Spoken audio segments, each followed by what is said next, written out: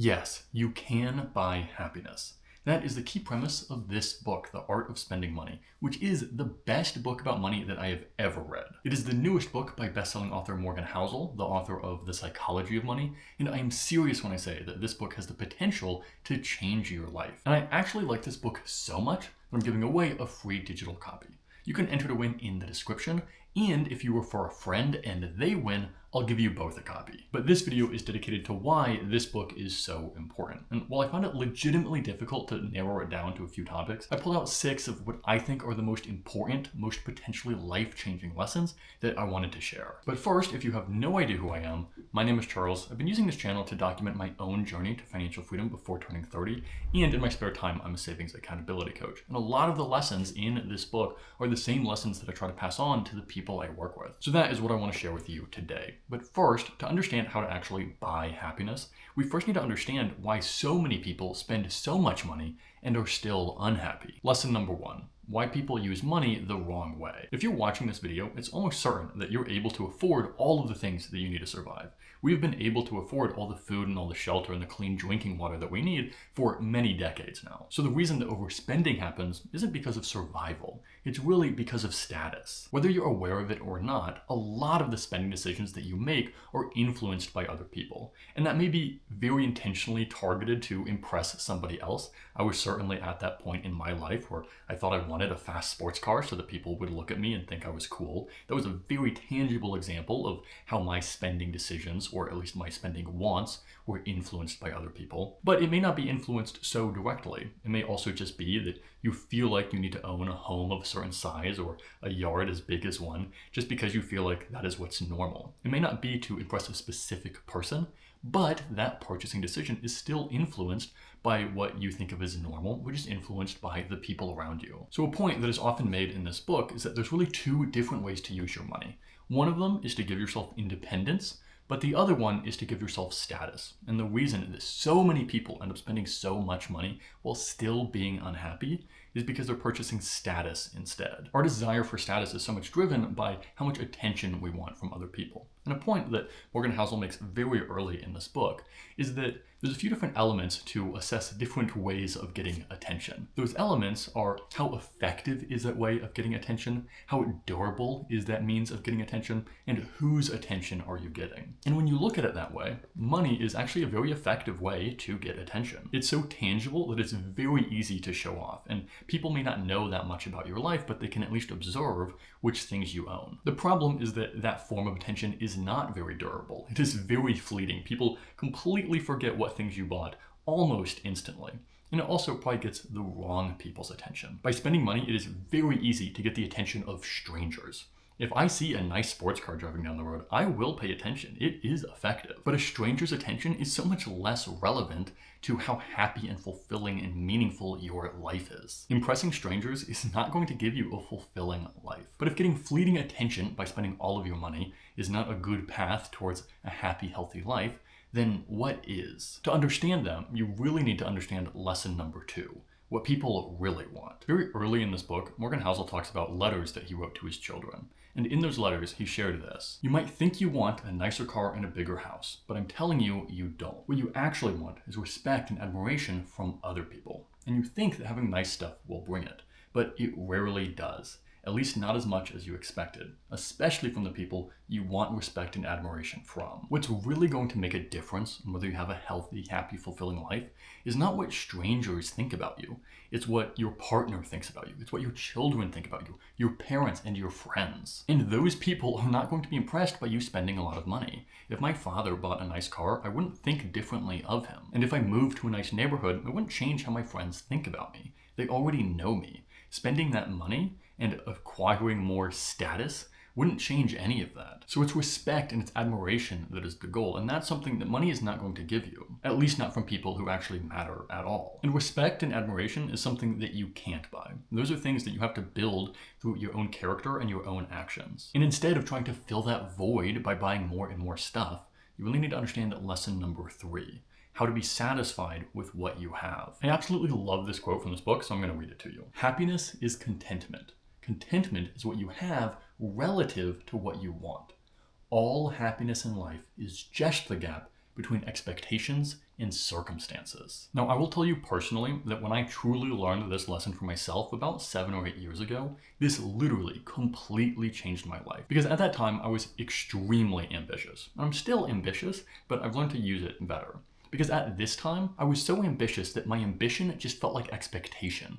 And when my expectations were so astronomically high, I felt like I could never achieve them, and that meant that I was never happy. And even worse, even if I did get close to those expectations, even if I was on track to reach them, then by the time I was on track, my expectations would have increased because I realized I could go even further. So there was always this massive gap between what I wanted and where I actually was. My expectations and my circumstances were so far apart that I always felt like I was losing. So when I realized that I could strategically lower my expectations and change what I expected out of life without always just allowing myself to push that goalpost further and further off, this was literally the first time in my life when I realized that I could be happy. There was a world where I could just be content and satisfied with what I had. And I could still be ambitious. I could still hope to achieve a lot, but I could detach that from my expectations. So this is such a powerful lesson as it applies between how we spend our money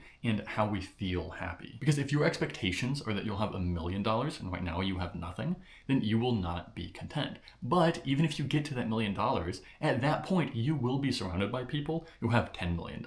All of a sudden you'll still have this new goalpost. And this will go on forever. There are people with $1 billion who I guarantee compare themselves to Elon Musk, who has over $100 billion.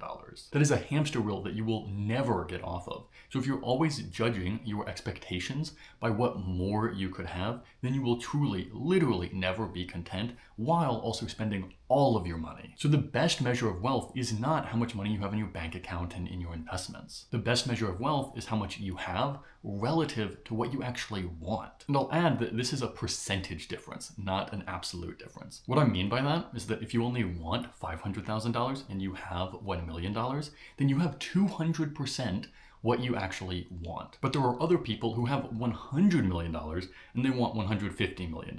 So even though they have 100 times more money, they still feel like they only have 2/3 of what they actually want. One of those people is going to be satisfied and one of those people is not. It does not depend on the actual net worth. And again, I cannot emphasize this enough, but this is something that is within your control. You get to set your expectations. They will change all of the time. And if you don't take an active role in shaping them, they may always increase with whoever is around you, whoever is influencing you. And this is so dangerous when we have movies and social media and influencers, and it makes it so easy to compare yourself to people who have so much. Because there used to be a time where you would only compare yourself to literally your neighbors and people in your neighborhood. And even if people shouldn't have always been trying to keep up with their neighbors, that's at least a smaller subset of the population. But now we can feel like we have to keep up with people online, incredible extreme edge scenarios where it's totally unrealistic that you could keep up with their lifestyle. So you absolutely have to control your expectations and control how much you want. If you do not control this, you will never be satisfied.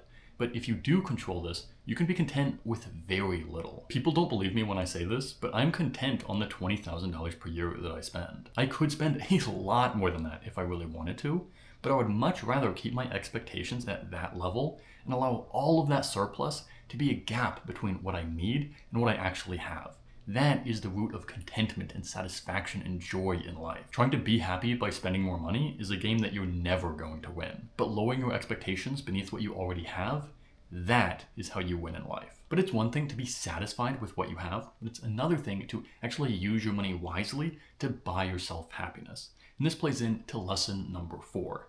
How to buy happiness. On page 120, Morgan Housel suggests his definition of what a good life is. And to him, it is very simple.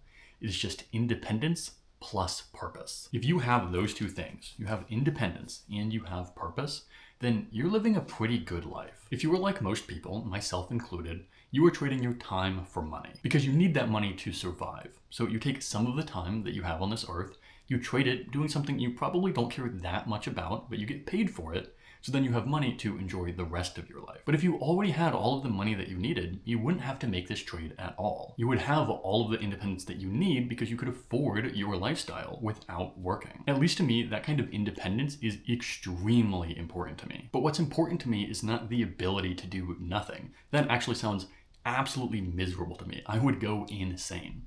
What's important to me is that it gives me the choice to do anything. And this is where independence intersects with purpose. Because many people have things that they're very passionate about, but many people do not get to fully explore those things because they're so busy trying to provide for themselves and for their families through a traditional career. And a lot of the things that people are very passionate about, they usually don't pay that well. There are not that many people who are super passionate about coding for 12 hours a day. Even in those career fields, a lot of those people are more passionate about the incomes they can make from those careers rather than the actual work itself. But what independence allows you to do is to actually explore those things which you are passionate about. And what you care about may be completely different from what I care about.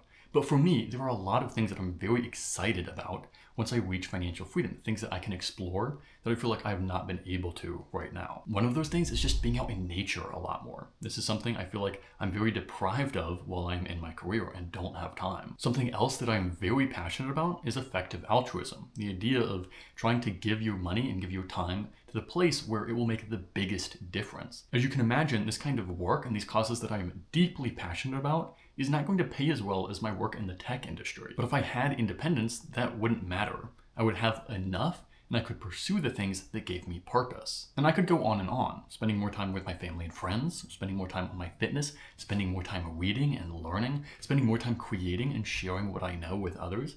This is stuff that I'm really passionate about. In other words, that's the stuff that gives me purpose. So money is not going to buy you that purpose, but it is going to buy you the independence so that you can explore it. But as with all things, there is a trade-off you have to consider. And the goal is not to sacrifice everything in order to reach financial independence as fast as possible. And that brings us to lesson number 5. Minimizing future regret. I'll read you this quote because it explains things better than I could. One of the biggest conflicts when managing money is finding the delicate balance between the two most powerful forces in the world. Compound interest, which turns patience today into fortunes tomorrow, and the fact that you are one day closer to death than you were yesterday. So make the most of your short time here and enjoy every day you're lucky enough to be alive. This is why you must make very calculated risks in how you live your lifestyle. And there is absolutely no right answer here. The best you can do is make a risk-informed decision about what you will regret in the future. And many people use this argument to justify much higher spending today, but this really goes both ways. So for example, I'm making the calculated risk of trading a lot right now and making a lot of sacrifices at this point in my life in order to reach financial freedom as fast as possible. And I know that I am giving up things that I care about. I'm not spending as much time in nature as I would like. I'm not spending as much time with friends and family as I would like. I am working very hard in order to reach financial freedom extremely fast. And the reason that I am doing that is because I don't want to look back when I'm older and regret not having more financial freedom. I want freedom in my 30s to explore the world and explore who I am as a person. And I'm extremely excited about my life once I reach financial freedom. I think if I worked a full career, I would have a lot of regrets about how long it took me to reach a level of independence that I could start doing the things that I really cared about. So that is the regret that I'm most afraid of. And that's the reason that I'm making the trade-offs that I am right now in order to speed run to financial freedom. But there are many people who would make a completely different decision. Many people are much more afraid of regretting sacrificing their 20s than they are regretting working much longer in their careers. So you will see people make very different trade-offs because 1, everybody's trade-offs are different, and 2, the things that different people would regret would be different. There are some things right now that I spend more money on than most people because I would regret if I didn't do them. Kickboxing is the best example. This is something that I don't want to put off until I'm older, and I feel like I have to do it now. But I spend a lot of money on kickboxing, and it does slow down my journey to financial freedom. That's a trade-off I'm willing to make because I'm afraid of the future regret. In the world where I did not pursue kickboxing, I think it would bother me when I'm much older. And I think making that trade-off to retire a few months faster just wouldn't be worth it. My form of minimizing that future regret is still spending money on something that somebody else would never spend their money on. So you have to find your own happy balance of this. Just make sure that you consider both sides. It's not about the trade-off right now in the moment. it's also about the trade-off in the future. Will future you regret not saving today? I think that is the situation that most people are in. Many people are only considering the trade-offs right now in terms of what they have, but they need to consider how they will feel in the future. But this does absolutely go both ways, and don't make a decision now that you will regret for decades to come. But also keep in mind that savings are a continuum. I feel like it's so easy to think about being not financially free versus being financially free, but it's not that simple. And this is lesson number 6, the levels of financial independence. Something I have said for years, which I was very happy to see talked about in this book, is the idea that every single dollar buys something. Even the dollars that you saved and put in your bank account or invested, those dollars are still buying you something. But what those dollars are buying is not something tangible, they're buying you freedom and independence. And those dollars are buying you that independence way before you ever reach full financial freedom and retire. And I got to see this year. My last company, who I left in the summer, was going through massive layoffs. And very few people who were laid off could afford to fully retire. But yet there was a huge difference between the people who had no savings and the people who had been good savers for years. Both of those people would need to find new jobs eventually, but the amount of stress that those people felt, the quality of opportunities that they could afford to explore, the amount of time they could take before going back to work is all completely different between somebody who has nothing saved and has their rent or their mortgage payment due in a couple of weeks versus somebody who has hundreds of thousands of dollars in the bank. So starting on page 126, Morgan Housel talks about the different levels of financial independence that he thinks about. And that goes from level 0, which is total financial dependence on the kindness of strangers who have no vested interest in your success.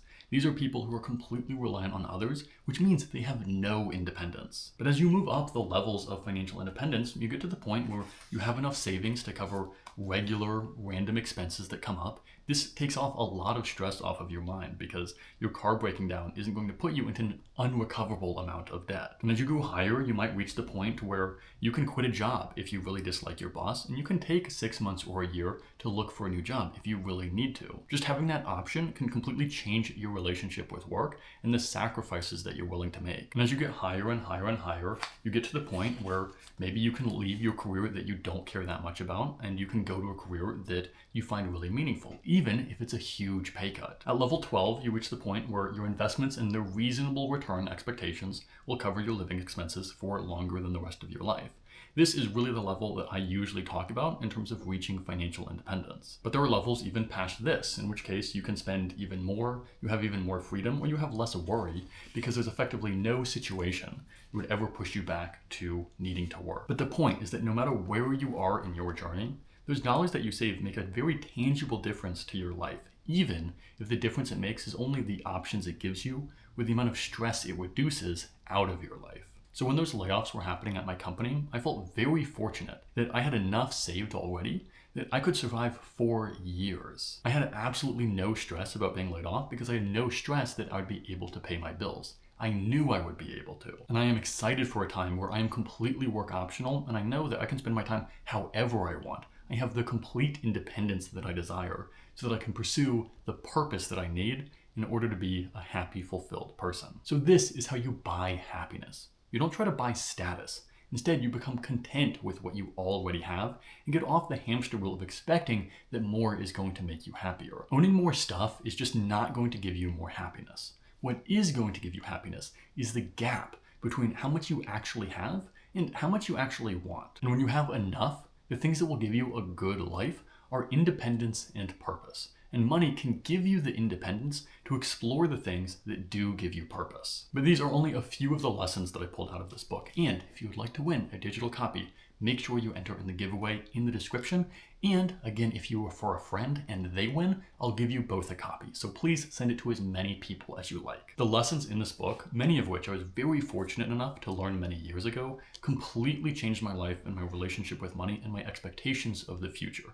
And they transformed what I thought of as a happy, healthy life. So hopefully I can pass that on to as many people as I can. But something that I think is so often missed is that a frugal life can still be a very enjoyable, very pleasant, and very rewarding life. And that is why I actually documented a month in my life to show you how I actually live, to live on well under minimum wage for the area I live in, while still getting all of the things I need in order to feel happy and content and fulfilled. It is probably the best video I have ever made, so I'll link it right over here. I hope you watch it, and I hope you get a lot of value from it.